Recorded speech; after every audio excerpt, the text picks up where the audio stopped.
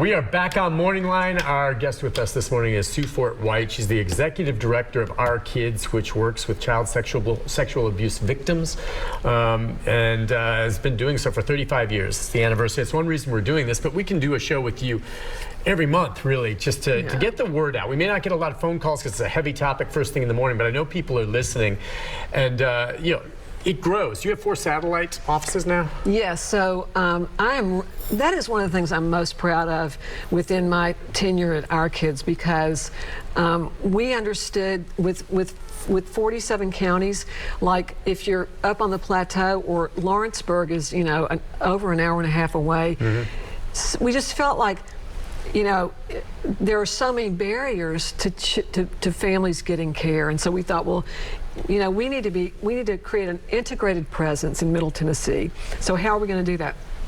We're going to look for satellite clinics where they're located, where most of the referrals come from, and for some of these smaller rural counties. I mean, that's important. Yeah. So Our Kids basically is Middle Tennessee mostly. Now, can you get 47 counties? 47 counties. So there's more than 90 counties in the state. What about the eastern and western part of the states? Who handles that? There's similar Our Kids? So east and west areas have their own response to child sexual abuse. So they have their own medical providers, and they're happy with their teams and that kind of thing. It doesn't look like ours, but it doesn't have to be, because their communities are happy with what they have. Gotcha. Okay. So we have we're co-located inside child advocacy centers in Cookeville, Manchester, Lawrenceburg, and Clarksville. Gotcha. And that way, a team of a nurse practitioner and social worker go to each one of those twice a month. Of course, the emergencies come to Nashville, but because the travel time, because the length of the appointment, some people don't own a piece of a car or truck to get here. Some people can't take off a whole day of work, and some people might be scared to death to get on the interstate and come to Nashville, Tennessee. You know what I'm saying? Sure. And certainly now, sure, if you're not used to it, that's for sure. Really appreciate that. Yeah. And so it's like we have broken down the barriers, and the nurse practitioners are able to diagnose and treat other things. And so some of these children don't have access to basic health care.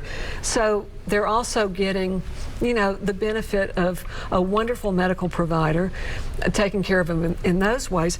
And then what's so seamless about it is that if that family has basic needs, if the child needs ongoing counseling, or the caregiver does, or if the case goes to court, the Child Advocacy Center will be able to, to meet those needs.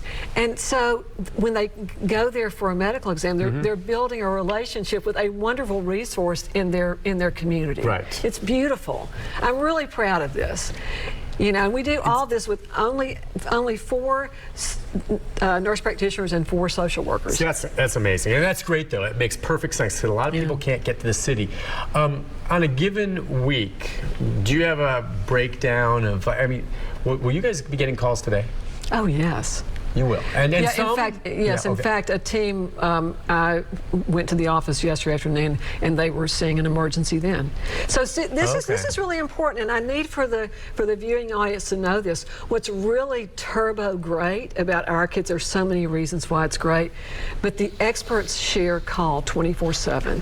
So if something happens to a child and they need to be seen ASAP, we are there. And we know what we're doing, and we will provide the very best care. And sometimes, sometimes a caregiver will call and, they could have been seen in a satellite clinic, but they're so anxious and they're so upset. And we will say, come on to Nashville, let's do this. Because it's really important for us to help you as well. Your anxiety level is a really important part of this, and we want to get with you so that we can help you find a way forward and understand this. Because I'm just trying to imagine some of these caregivers, and especially maybe some of these more rural counties that don't know about Our Kids, and they're in this situation where they come about it and they discover it and they realize, oh my gosh, my father's been touching my daughter, or something like that. I can see how that's scary. You don't know what to do initially. I mean, you may even think, am I going to call the police on my father?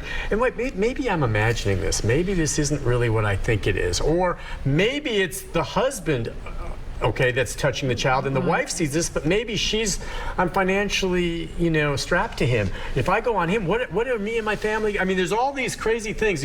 First and foremost, it's stopping the abuse. But I just what they're up against when they decide to make that call, if they're within it and they're in that. It's one thing if I see it down the road and I see something, I'm going to call. I'm on the outside looking in, nail them. But if I'm in it, that's a lot harder.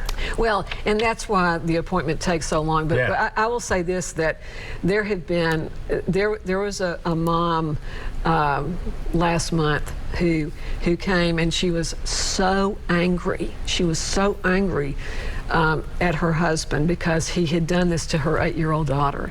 And the daughter, had a very detailed disclosure and told the mom. Had it been a one-time thing, or you think over a period of time? Over a period of time. And so the mother said, I believe you, I protect you, you will never see him again. And she came to us and she said, she was sobbing, but she said, after the appointment, at the end of it, she said, you know what? When I walked in here, I really felt flattened. I mean, I felt flattened. And she said, now I know we're going to be okay. And I just put my last $20 in the gas tank. But I am going to believe and protect my child. And of course, we are. Wow. So what we do, part of what we do and part of what our wonderful board does is we raise money, so we have Walmart gift cards, we have tons of gas cards, we have other things, we have clothing.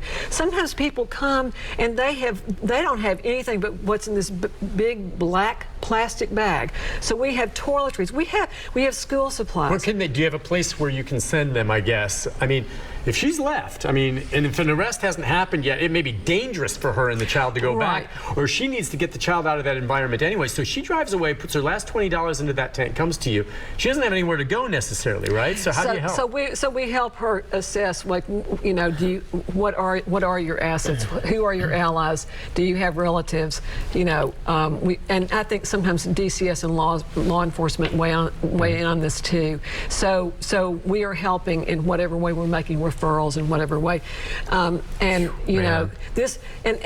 was telling you during the break, half of our patients are 7 years of age and younger, but there are these amazing stories. The children are so amazing and they're so beautiful. And so one of our social workers was, we can tell when there's financial need and when there's other stuff. Okay. We don't want to offend anybody, but we'll say we have some, it makes the staff feel so great when they can hand, gas cards that are immediately, and Walmart gift cards and all this stuff. And there was one family who, it was a little girl's birthday, and it was an emergency, and they were really, you could tell that they were financially strapped, and they were really a sweet family. And so we gave them Walmart gift cards and gas cards and other things, and the mother looks at the staff and she says, oh, thank you so much. Now we can get her, go to Walmart and buy a birthday cake and chips for her birthday. Oh boy. That is a true story. Oh, I believe it. I believe it. Did she have anywhere to go? I'm just curious, just in broad base. It was a family. It was a nuclear family. A nuclear family, but getting the child away. Yes. Usually by that point, has DCS and law enforcement moved on it? How often is it where the child's moved and the perpetrator's still, investigations underway, they haven't had enough to bring an indictment or an arrest? How long does that take? There's every permutation you can imagine. And back to your question, I don't think I ever answered what's the profile of a perpetrator. Unfortunately, if we knew that, then we could say, oh, stay away from that person, stay away from that person. There really is no there's no profile. Okay.